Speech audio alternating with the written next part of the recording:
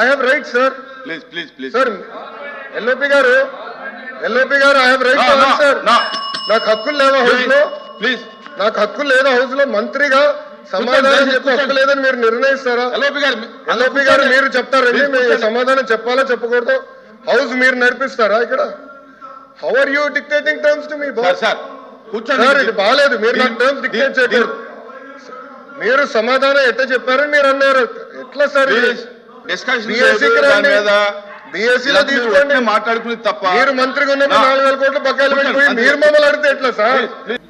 మంత్రి గారు ఇక్కడ హౌస్ లోకి వచ్చిన తర్వాత జూనియర్ సీనియర్ అనే పక్కన పెడితే కొన్ని సభా సాంప్రదాయాలు ఉంటాయి.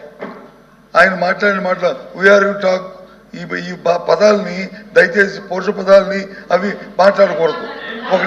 ఒకటి రికార్డులో చూసుకోండి, రికార్డులో చూసుకోండి. ఏదైతే మంత్రి గారు చెప్పారో 4,000 కోట్లు మేము బకాయి పెట్టామని, అవన్నీ వాస్తవ విరుద్ధం.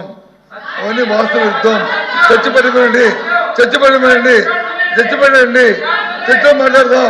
ప్రభుత్వం సిద్ధంగా ఉంటే గనక రేపు వాయిదా తీర్మానం ఇస్తే నేను మీరు అలౌ చేయమంటే అలౌ చేస్తాను. అజెండా మొత్తం వద్దా సార్? బిఎస్సీలో డిస్కషన్ వద్దా సార్? గౌరవ ఎల్ఓపి గారు, నేను చైర్మన్ గారు అన్పార్లమెంటరీ లాంగ్వేజ్ వాడానని చెప్తాం జరిగింది.